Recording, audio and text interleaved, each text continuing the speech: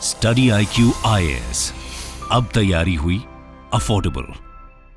नमस्कार दोस्तों, जैसा कि आप सब जानते हैं, कल फाइनली 2024 लोकसभा चुनाव का जो नतीजा है वो सबके सामने है।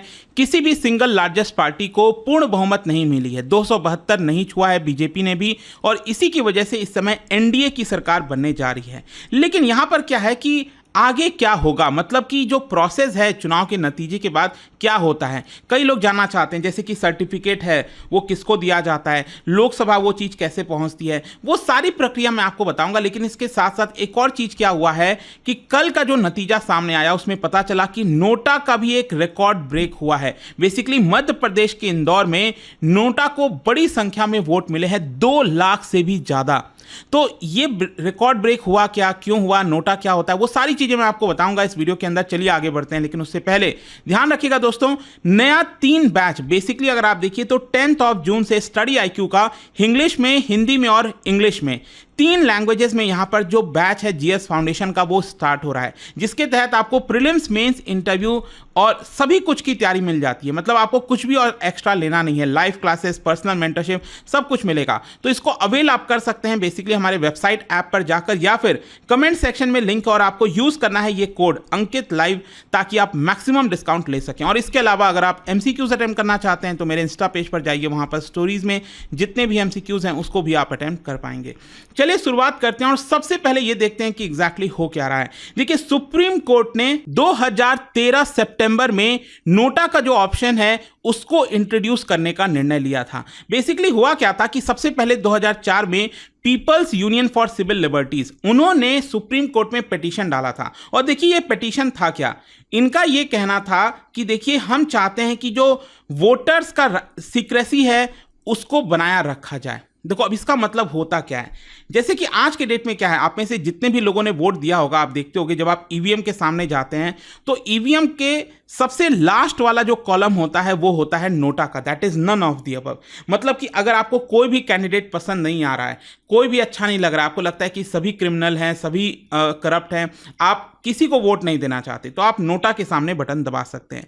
लेकिन अब समझिए इसमें है क्या, मान लीजिए अगर ये नोटा का ऑप्शन नहीं होता और आप वोट देने जाते, आप EVM के सामने ये कैंडिडेट्स को देख रहे हो और आपको कोई भी कैंडिडेट पसंद नहीं आ रहा है, लेकिन आप वोट नहीं देना चाहते हो, तो अब इसमें इस केस में होगा क्या कि आप वहां से छोड़कर जाने लगोगे, तो इससे सबको पता चल जाएगा कि आपने किसी को वोट नहीं दिया। क्यों?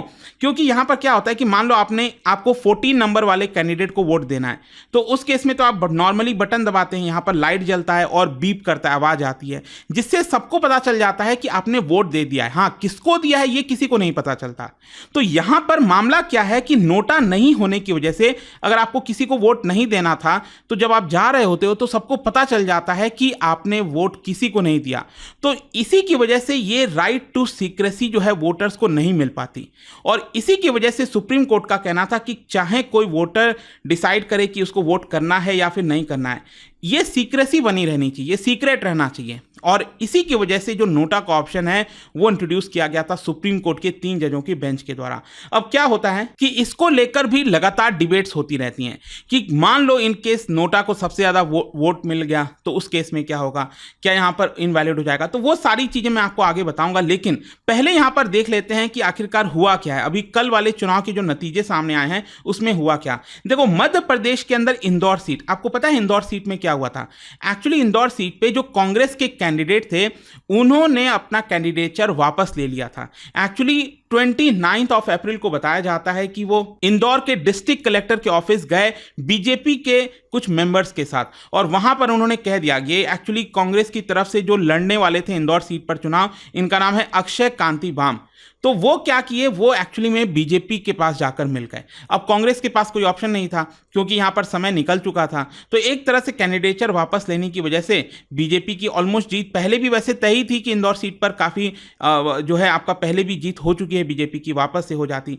लेकिन यहां पर हुआ क्या कि जब कांग्रेस के इस कैंडिडेट ने बीजेपी को ज्वाइन कर लिया, कांग्रेस ने सबको कह दिया, मतलब वो ऐड करने लग गए कि हम चाहते हैं कि आप नोटा पर वोट दो। वो पब्लिक को कहने लग गए कि आप नोटा को यहां पर वोट दीजिए। तो देखिए यहां पर इसका परिणाम क्या आया है। अगर आप देखोगे इंदौर सीट पर जो बीजेपी को जीत हासिल हुई है, एक रिकॉर्ड रिकॉर्ड यहां पर आप देख सकते हैं मार्जिन से 10 लाख से ज्यादा वोटों से रिकॉर्ड जीत हुई है। क्यों? क्योंकि आप देख सकते हैं इनको मिला है 12 लाख से ज्यादा वोट। और सेकंड नंबर पर पता है कौन है? वो है बहुजन समाज पार्टी के कैंडिडेट, इनको मिला है सिर्फ 51,000 वोट। लेकिन यहां पर आप नीचे देखिए, नोटा को जो वोट मिला है वो 2 लाख मिला है। सोच के देखिए, मतलब कि बीजेपी को वोट, बीजेपी पहले नंबर पर है वो ठीक है, लेकिन एक्चुअल में अगर आप सेकंड नंबर पर देखो तो कोई कैंडिडेट नहीं आएगा, वो आएगा नोटा। तो ये जो नोटा को इतना सारा वोट मिला 2 लाख से भी ज्यादा, ये पहली बार हुआ है। इसके पहले अगर आप रिकॉर्ड देखोगे 2019 के इलेक्शन में हुआ था, जब बिहार के अंदर गोपालगंज लोकसभा सीट पर नोटा को 51,000 वोट मिले थे, वो रिकॉर्ड था। इसके पहले भी 2014 में रिकॉर्ड बना था तमिलनाडु के नीलगिरीज में, जब वहां पर भी करीब 46,000 नोटा को वोट दिए गए थे। लेकिन ये वाला जो नोटा को वोट मिला है 2 लाख के करीब, इसने सारे रिकॉर्ड ब्रेक कर दिए हैं। लेकिन मान लो इनकेस अगर किसी समय ऐसा हो जाए कि नोटा को सबसे ज्यादा वोट मिले, अभी तो क्या है नोटा सेकंड नंबर पर आए, मान लो अगर पहले नंबर पर नोटा हो जाए, उस केस में क्या होगा?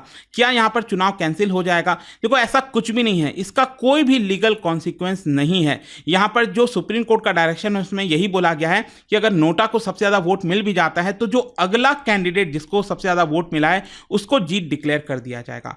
और ऑल्दो मैं यहां पर आपको बता दूं कि सुप्रीम कोर्ट के अंदर एक और पिटीशन इस समय डाला गया है, और यह पिटीशन इसलिए डाला गया है कि यहां पर अगर किसी समय कभी ऐसा हुआ, अभी तो हुआ नहीं है, कभी ऐसा हुआ कि नोटा को सबसे ज्यादा वोट मिलेगा, तो उस केस में उस इलेक्शन को नल और वॉइड करार दे देना चाहिए। मतलब इसका मतलब यह हुआ कि किसी भी कैंडिडेट को लोगों ने पसंद नहीं किया है। तो पिटीशन डाला हुआ है, अब देखते हैं इसको लेकर क्या होता है। लेकिन अब मैं यहां पर दूसरे मुद्दे पर आता हूं कि कल जब यह इलेक्शन खत्म हुआ तो उसके बाद क्या प्रोसेस होता है। देखो, मान लो जो भी विनिंग कैंडिडेट है उसको रिटर्निंग ऑफिसर के द्वारा एक सर्टिफिकेट दिया जाता है। रिटर्निंग ऑफिसर कौन होते हैं? बेसिकली वही जो डिस्ट्रिक्ट मजिस्ट्रेट हैं वो होते हैं। तो जो भी, जैसे मान लो दिल्ली के अंदर न्यू दिल्ली कॉन्स्टिट्यूएंसी है या फिर साउथ दिल्ली की कॉन्स्टिट्यूएंसी, तो हर एक सीट पर कोई ना कोई कैंडिडेट जीतेगा, तो उस कैंडिडेट को एक सर्टिफिकेट मिलता है। आप देख सकते हो इस तरह का कुछ सर्टिफिकेट होता है जिसको फॉर्म 22 भी कहा जाता है।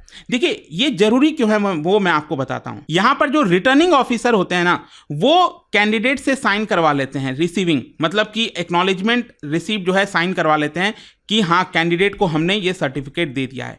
तो अल्टीमेटली यहां पर क्या होता है कि वो जो रिसीट होता है वो directly secretary general of Lok Sabha को रजिस्टर्ड पोस्ट के माध्यम से भेज दिया जाता है।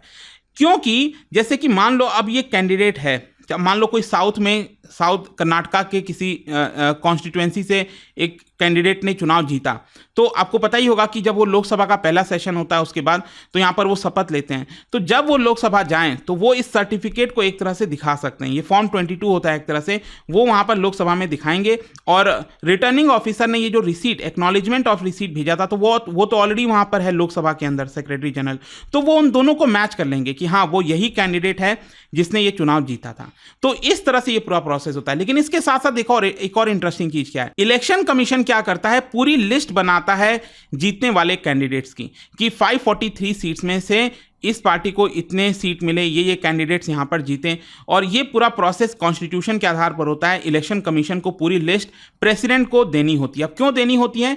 क्योंकि आपको पता होगा प्रेसिडेंट जो है वो सरकार को न्योता, मतलब कि उस पार्टी को न्योता देते हैं, कहते हैं कि आप सरकार बनाइए जिसको सबसे ज्यादा यहां पर सीट मिलती है। जैसे 2019 में क्या हुआ था कि यहां पर जो इलेक्शन कमीशन ने लिस्ट भेजी थी वो दो दिन के बाद भेजी थी। 23 मई को जो है रिजल्ट आया था, 25 मई को प्रेसिडेंट के पास जो है आपका भेज दिया गया था। और साथ ही साथ क्या होता है कि उसके बाद प्रेसिडेंट जो है बीजेपी को उन्होंने बुलाया, रामनाथ कोविंद जी प्रेसिडेंट थे उस समय, उन्होंने बीजेपी को बुलाया और फाइनली स्वेरिंग इन सेरेमनी हो गई थी 30 मई को। लेकिन मान लो अगर इन केस किसी को भी पूर्ण बहुमत नहीं मिलता तो उस केस में क्या होता है। देखो 2004 में यह हुआ था कि 2004 में कांग्रेस लेड जो यूपीए है, यूपीए ब्लॉक, पहले से इनका अलायंस था इलेक्शन के पहले, इनको यहां पर बढ़त हासिल हुई थी। सबसे बड़ी पार्टी यही थी यूपीए पूरी, और इसीलिए यहां पर इनको इनवाइट किया गया था सरकार बनाने के लिए।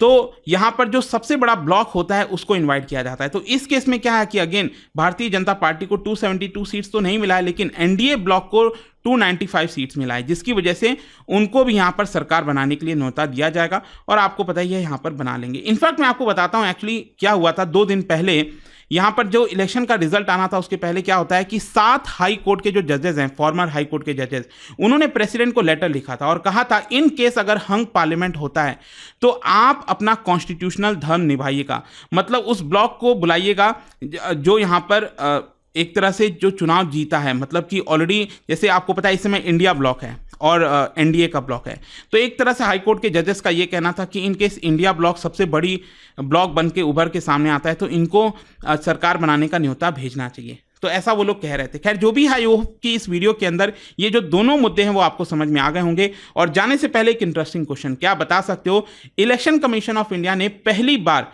जो ब्रेल एनेबल्ड साइन बोर्ड्स होते हैं, बेसिकली जो ब्लाइंड पर्सन्स होते हैं वो भी वोट दे सकें, वैसा जो साइन बोर्ड्स है वो पहली बार कौन से राज्य के अंदर इंट्रोड्यूस किया गया था? इसका राइट आंसर आप सबको पता है, मेरे इंस्टाग्राम पर तो मिलेगा ही, वहां पर अगर आप नहीं हो कोई बात नहीं, टेलीग्राम से ले सकते हैं इसका सही उत्तर। मैं कई सारे जो एमसीक्यूज हैं वो यहाँ पर स्टोरीज में डालता रहता हूँ। अगर आपको पीडीएफ चाहिए तो टेलीग्राम पर आइए, अलग अलग सोशल मीडिया पर आप जुड़ पाओगे। और जैसा मैंने आपको बताया, अगर आप यूपीएससी की तैयारी कर रहे हैं, कोई भी बैच चाहते हैं, ये 10 जून से स्टार्ट हो रहा है, चाहे वो हिंदी इंग्लिश कोई भी हो, You can simply use this code Ankit Live to get maximum discount and I hope कि वीडियो आपको पसंद आया होगा। मिलता हूं आपसे next time, till then thank you very much, see you soon.